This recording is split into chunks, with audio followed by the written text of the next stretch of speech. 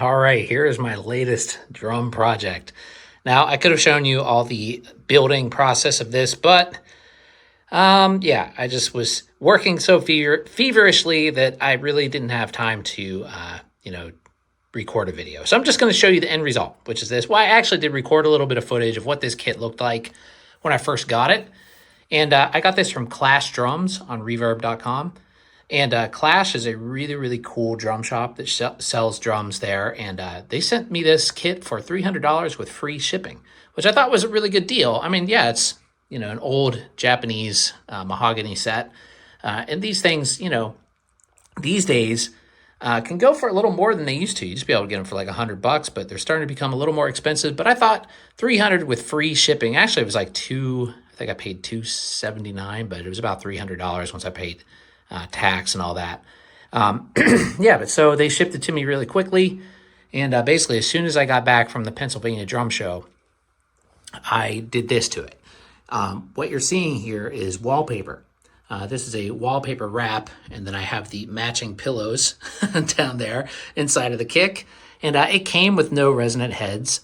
And over here, my snare drum is actually my Ludwig Accent, the blue one. I peeled the wrap off of it and just rubbed some lemon oil on there on the shell, and I didn't have any tongue oil. But I thought it looked pretty good like that, because I'm no longer using that snare with the blue Ludwig kit. I have a steel snare that I use on that one now. So I thought it would look nice, kind of wood wrap or wood finish with this. The original plan was to have this on all the drums, but I ran out. So in the store that sold it, I got this wrap, this wallpaper, right here in Brooklyn, nearby where I teach, in like the Chinese dollar store. And they just didn't have any more of that.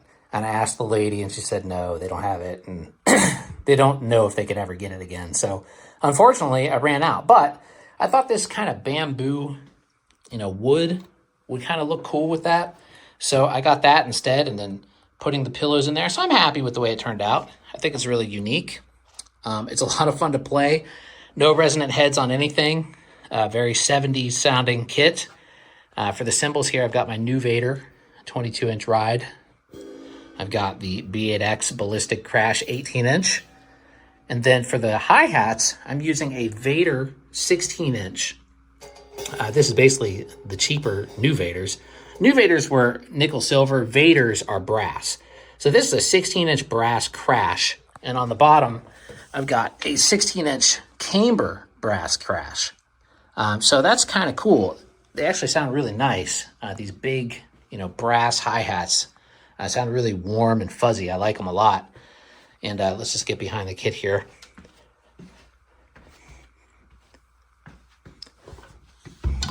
So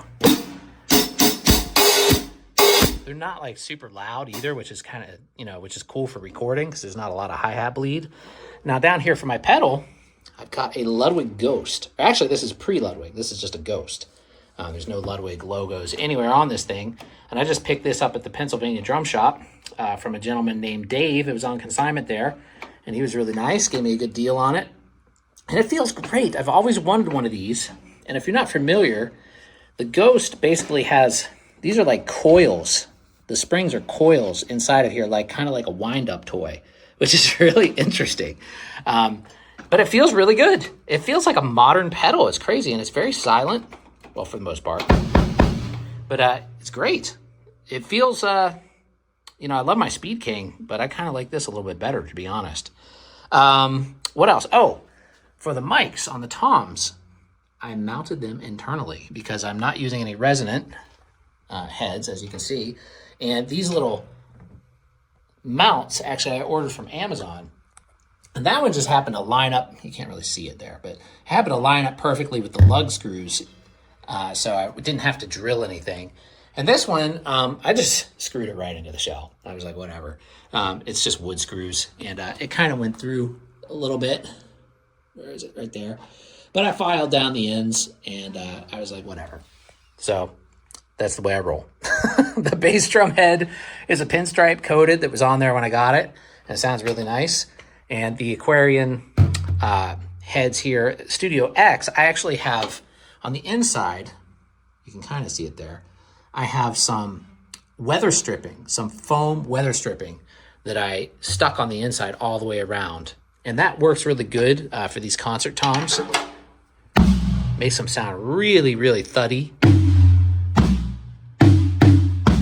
Oh, another thing too, it actually did come with the tom mount, but these shells are like, you know, they're Luan, like really thin Luan shells, and I really didn't feel good about having weight on this because you could see the shells already kind of like dipped in there a little bit.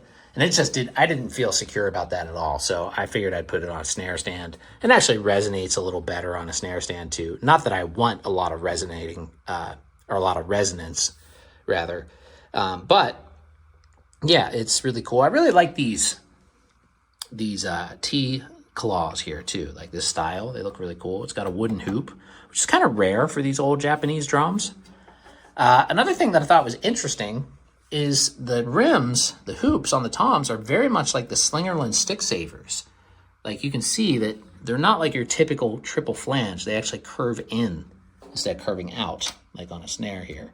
And both of them are like that. So I don't know if that's original or if somebody just put some Slingerland hoops on here. But it's really cool. I like them. They look nice. And I love the drums. Anyway, yeah, thanks for watching, everybody.